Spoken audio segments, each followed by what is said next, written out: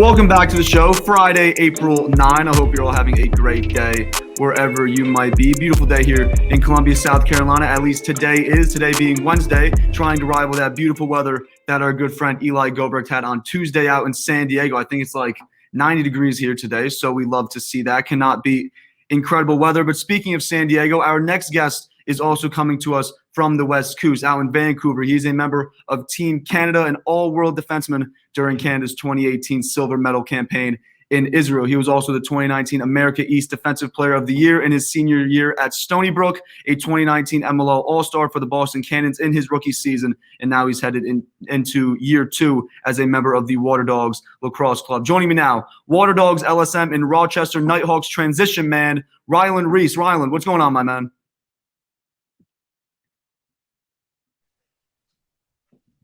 Hey, how you doing? What's going on, man? Are you doing good? Yeah, doing well. Just staying safe, trying to get through this pandemic, and looking forward to the season coming ahead.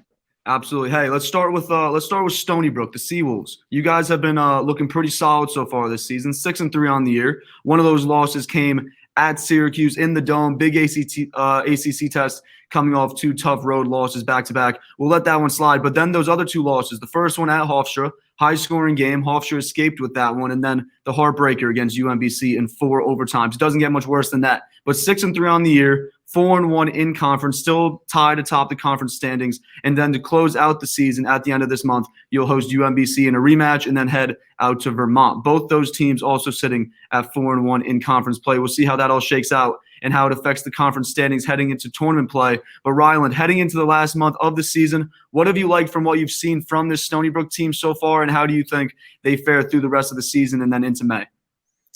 Yeah, it's good. Their offense, let's say, is clicking on all cylinders. They haven't had problems scoring goals this season.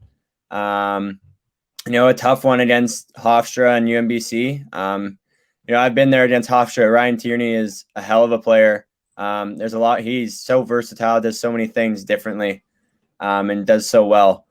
Their defense, Devin O'Leary is doing a great job kind of picking up where I left off. He's starting to put the ball in the net, coming into his own there, and it's great to see. You never know with that UMBC team. I've lost them a couple of times in my career. They go back and forth between his own and man-to-man defense, so it's hard to get into a rhythm offensively. So hopefully they can figure that out. And talking with some of the guys on the Stony Brook team, they're loving it. They're just going out competing and just playing their best every game. Stony Brook in and out of the top 20 rankings throughout the season. This week, they are up to number 17 and definitely a chance here to separate themselves from the rest of the teams in the America East. We'll see if they can manage to do that. Again, UMBC at home on April 24th and then at Vermont on May 1st with 2 conference games before those. So a busy month indeed coming up here for the Stony Brook Seawolves. Let's talk some NLL. We're hopefully going to be set to go the weekend of December 3rd and 4th and be looking at a full 2021-2022 season for the NLL. Unfortunate that we couldn't get the season going this weekend as was originally scheduled, but the necessary precautions being taken here to ensure a smooth and successful season. We don't want to look too far ahead, but getting back on the floor with the Knighthawks, what are you most excited about and what should fans be looking forward to?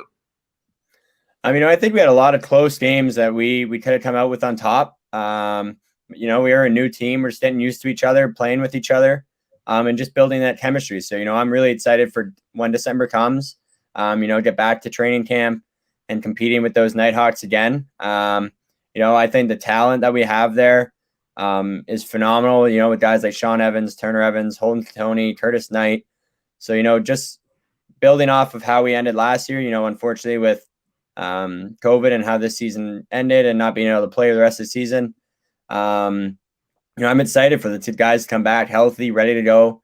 Everyone's just kind of doing their part, getting their workouts in now and preparing for season. So I couldn't be more excited for December to come. Definitely helps when you have a full 2021 season for the PLO coming up. And that is the reason why we don't want to look too far ahead, because that 2021 PLO season is coming up first. June 4th is when games will get underway, and the league just announced this week that we should be getting a schedule sometime next week as we approach the 2021 season. Before we get into talking about the team that you'll be heading into training camp with, I want to talk about a guy that you lost in expansion, Brody Merrill. Incredible leader, incredible player, practically a coach on the field. You've played with him now professionally at the international level with Team Canada. He was recently drafted by the Cannons in expansion, a key piece of your defensive unit a year ago in the championship series. Heading into this season, Coach Copeland, he's made a handful of additions already, but what's the plan to replace Brody Merrill, if that's even possible? That's one of the players it's pretty irreplaceable. He'll probably go down as the best long pole to ever play. Not only just the skill that he has, but the leadership that he shows and the help that he gives to his teammates. I've learned a ton from Brody, whether it's watching him growing up or playing with him in Israel or playing with him on the Waterdogs. He's just always that leader and that vocal player on the defensive end, kind of tying things down. So it's really hard to lose Brody, but Coach Copeland did a really good job in bringing in, another kind of veteran guy in Liam Burns, who's played at the top level, who's a phenomenal long pole, likes push transition, but also he's really good with that help defense and communicating. We're excited for him. And then another guy, Ben Randall, I played with him for a year at Stony Brook. He was a phenomenal long pole there. He moved on to Ohio State and, doing his All-American and doing what he does best. And so I know Benny pretty well, and he's a phenomenal defender. And these are two great additions to the Waterdogs to help that defense and, hopefully helping us communicate, work together a little bit better and having a little bit better help D. And, that's something we got to be better at and I got to be better at. And we're looking at for this coming season. Liam Burns grabbed in the fourth overall pick by Coach Copeland in that entry draft. And then Ben Randall slipped really to the third round. He dropped a little bit farther than a few of us expected. But you had these two poles, guys that have experience, as you're saying, playing against the best at the professional level. Another name that your team lost in expansion was faceoff specialist Drew Simino. But with Jake Withers on the roster, I'd have to imagine you're pretty comfortable with where your team sits in terms of the faceoff game. A fellow Canadian, we saw that Canadian faceoff line a lot in the championship series with Withers at the dot and then yourself and Zach Currier on the wings. As fans, should we expect to see some of the same in 2021? It seemed to work well last season, create a lot of good transition off the draw. Yeah, for sure. And, it's great being able to play with guys that I've played with before in Israel with Currier and Withers there. It's hard to see Drew leave. Him and Jake did a phenomenal job last season, going on and off and keeping the other faceoff guys honest. I'm sure you'll see a lot of that Canadian line, but I'm sure you see a lot of different things too. Liam Burns might be up there on the wing. I'm sure there's going to be other faceoff guys that are going to have to help Wiz out. So, I'm excited for, Wiz. I know he's been training hard. I know Courier's always training hard. So I'm excited to get back on the faceoff line with those guys and compete for some loose balls.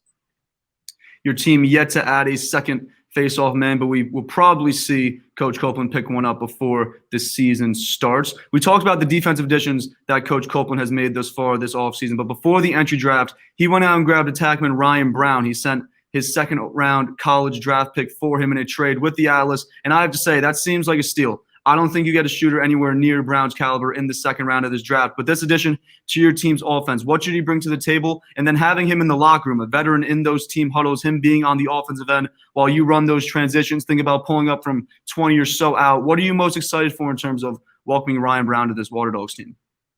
Yeah, I think Ryan Brown's going to be a huge addition. I think, what he does best is shoot the ball. He's got a phenomenal shot. And with that comes the defense stretching out a little bit further. Hopefully the defenses are pushing out. That plays into a little bit of our, somewhat box Canadian style two-man stuff for guys like Benny Mack and Birdie. Hopefully seeing some more space on the inside with Brownie's defenders pushing out on him. I think that's gonna be a great addition. And then, like you said, push and transition. We're gonna have a lot more looks than just kind of looking for that typical 4-on-3 transition pass to the guy in the crease, where he's gonna be able to just catch and shoot from a lot of the places, push and transition. So I think this is a big pickup for him or for us. And I think this was a huge steal for us, only giving up a second-round college pick. Hopefully, we'll see that offense come together, and obviously we have a college draft coming up. You guys sit at number 2, so hoping to take advantage there of that pretty valuable pick that you have. Ryland, I want to thank you so much for taking the time to join us here on Goal Line Extended. Looking ahead to this 2021 PLL season, we're about 3 months out, but it's coming up fairly quickly. What are you most excited for? I'm just excited to play again. The last time playing an actual game or practice was with the Waterdogs and in Utah there for the tournament. I'm just super excited to back out in training camp, compete with these guys again, and then, play my first full season in the PLL. And I'm super excited to travel around the states, play games, and just try and get a better season with the Waterdogs and a full season this time. When I talked to you last year, I remember we were talking about I think they might have had it scheduled that they were going back to Stony Brook, but is there a thought that the PLO will be taking the trip to Long Island and playing at Stony Brook again like they did in 2019?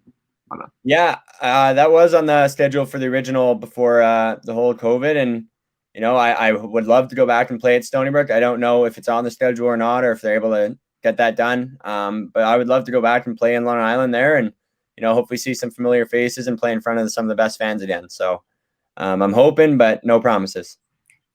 As I said earlier in this interview, the PLO announced today being Wednesday, that the schedule should be released sometime next week. Don't know how much they're going to be releasing. Don't know what kind of details they're releasing, but hopefully we'll have something. Hopefully Stony Brook is on that schedule. Ryland, thank you again. For everyone watching or listening, make sure to hit up Ryland on Instagram and Twitter at Ryland Rees. Take it easy, my man. Hope to talk to you soon.